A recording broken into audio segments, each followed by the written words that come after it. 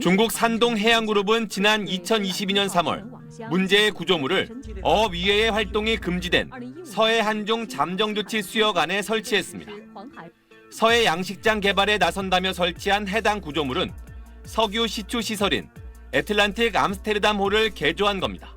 국내 석유 시추 전문가들은 애틀란틱 암스테르담호는 약 수심 120m 이내 해상에서 고정형으로만 운영되는 시설이라고 SBS 기자에게 설명했습니다. 지난 2022년 SBS가 처음으로 중국이 서해의 석유 시추 시설로 추정되는 구조물을 세웠다는 보도를 했을 때부터 현재까지 같은 자리에 고정돼 있었을 가능성이 높은 걸로 보입니다.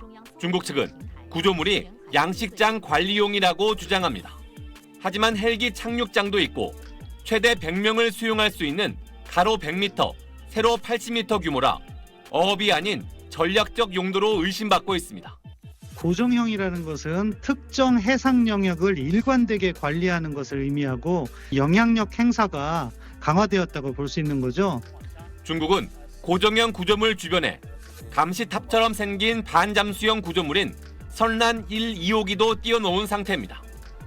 중국은 이 역시 양식 시설이라고 주장하며 선란 1, 2호기가 있는 바다를 국가 심해양식 시범구로까지 지정했습니다. 이에 더해 중국 칭다오시는 올해 안에 선란과 유사한 반잠수형 구조물 10개를 추가로 설치할 계획이라고 현지 언론에 발표하기도 했습니다. 중국은 필리핀, 타이완 등과 영토 분쟁 중인 남중국해에서도 비슷한 행각을 벌여왔습니다. 중국은 지난 2014년부터 남중국해에 인공섬들을 만들기 시작했는데 이어 대공포와 미사일 방어 체계를 구축해 군사 요새로 둔갑시키더니 결국 인공섬을 중국 영토, 주변 바다는 중국 영해라고 우기고 있습니다. 해상 경계선이 확정되지 않은 서해 한중 잠정 수역에서도 중국이 어업시설이라며 대형 구조물을 세워 영향력 확대를 꾀한다는 분석이 나오는 이유입니다. 우리 정부는 지난 2022년부터 중국의 서해 잠정 수역 내에 시설물 설치 중단을 요구해왔습니다. 중국이 불응하자 정부는 단순한 외교적 대응을 넘어 우리도 잠정 수역에 구조물을 설치하는 비례적 대응을 추진하기로 했습니다.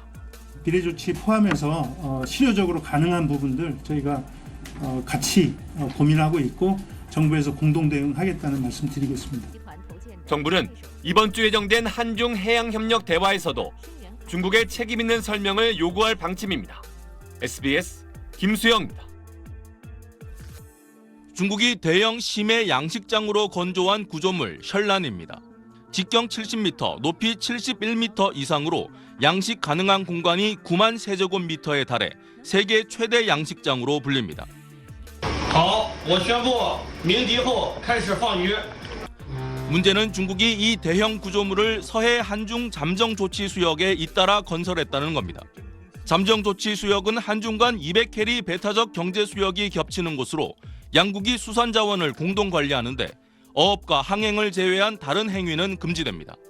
중국은 산둥성 칭다오 앞 이 수역에 두 구조물 셜란 1, 2호기를 잇따라 설치한 것으로 확인됐습니다. 지난달 우리 해양조사선 온누리호는 대규모 양식으로 해양 오염이 우려된다며 조사를 시도했습니다. 하지만 약 1km 거리까지 접근하자 중국 해경과 민간 선박이 나타나 조사 장비 투입을 막았습니다. 한국 해경도 함정을 급파하면서 현장에서 중국 측과 2시간 동안 대치가 이어졌고 결국 조사는 이뤄지지 못했습니다. 우리 외교부는 정당한 조사를 막은 것에 대해 주한 중국 대사관 측에 항의했습니다.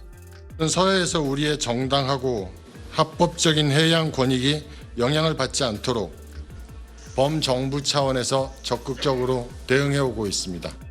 중국이 이동식 어업시설이라고 하지만 이를 영구시설물화해 영유권 주장의 근거로 활용할 수도 있기 때문에 우리 정부는 주의를 기울이고 있습니다. 3년 전에도 잠정 수역에서 중국 측 석유 시추 구조물이 발견돼 문제가 된 적이 있습니다. 베이징에서 SBS 정영태입니다.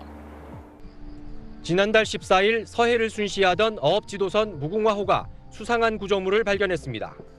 확인 결과 중국 측이 설치한 이동식 석유 시추 구조물이었습니다.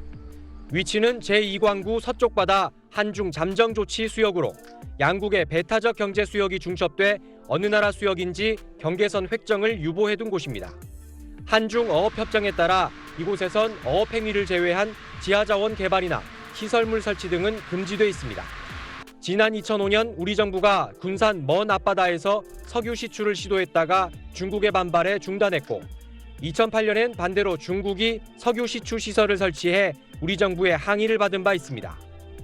그 이후로는 잠잠했던 중국이 14년 만에 잠정조치 수역에서 활동을 재개한 겁니다. 정부는 사안이 간단치 않다고 보고 논의 주체를 해양수산부에서 청와대 국가안전보장회의 NSC로 격상했습니다. 이어 지난 5일엔 NSC 실무조정회의에서 이 안건이 상정돼 논의가 이루어졌습니다. 정부 고위 관계자는 중국이 석유라는 경제적 목적 말고도 해상 영유권 다툼에서 우위를 점하려는 의도로도 보인다고 밝혔습니다.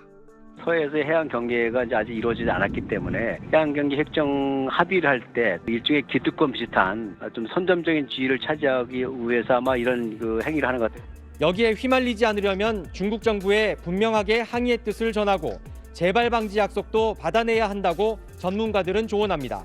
SBS 문준모입니다.